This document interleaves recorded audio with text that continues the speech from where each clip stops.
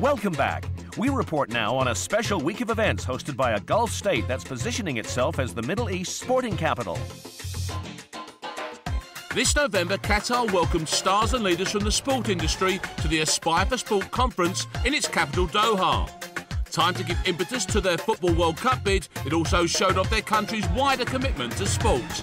This week reflects the broad commitment to the development of sport, and Qatar being truly a sporting nation. They're very ambitious here in Qatar with the World Cup and Olympic bid. I've been here for 2 or 3 days now, and I still haven't walked around the whole building. The array of stars that are out here, it's incredible.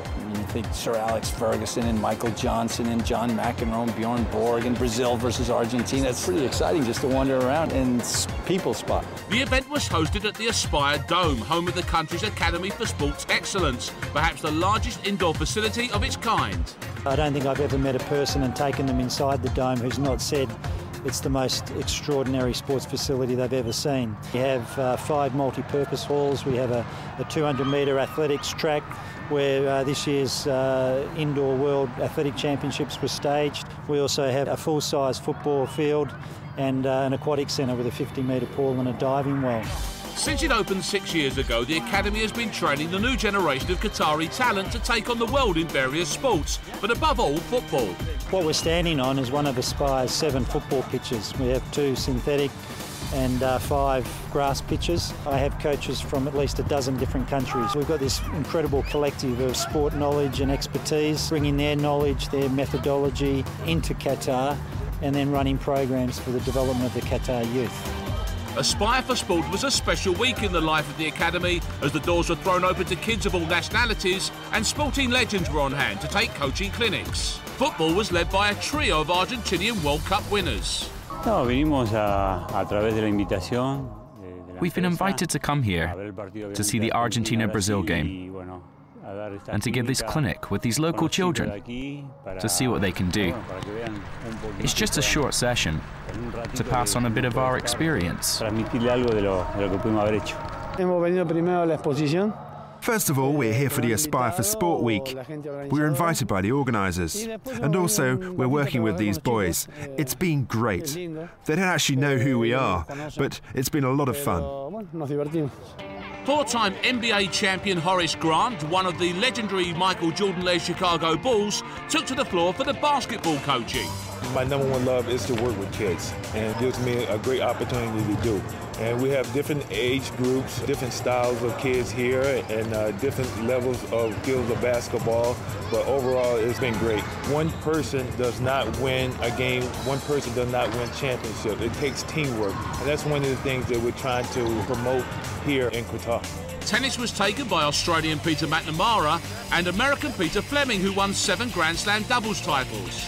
Yeah, Peter McNamara and I have given a couple of tennis clinics here this week. That's been fun with the local kids to see if we can't give them a little something, a little encouragement, basically. It was nice, although some of them don't speak English, as you would expect. The international language of enthusiasm and body language seems to do the trick.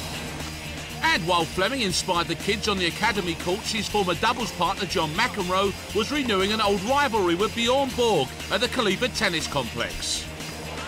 The McEnroe-Borg rivalry, it goes way back to Wimbledon 1980, I guess it was, you know, when they played that incredible tie-break. They're still good. These guys are still good. McEnroe's 51 and Bjorn's 54, and they still get around the court great. And John especially can still serve unbelievably well and is really competitive. And there were plenty of other stars at the conference, including Sir Alex Ferguson and Formula One's Rubens Barrichello, while sporting highlights included football with Brazil playing Argentina and a night of motor racing at Qatar's state-of-the-art drag strip. We're just doing an exhibition to show the people of Qatar what it is we actually do here at the club.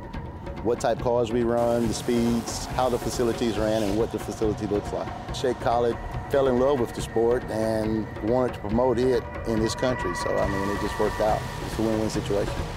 Since hosting the Asian Games in 2006, Qatar has increased its ambition with their 2022 World Cup bid. And they won't stop dreaming until either the Olympics or the FIFA World Cup come to the desert. The best advice to anyone in the world is just Google Qatar, one of the first things you'll see will be sport. There's an incredible infrastructure and more people are being drawn to what's happening in this part of the Middle East. I think Qatar's vision is extraordinary in this respect.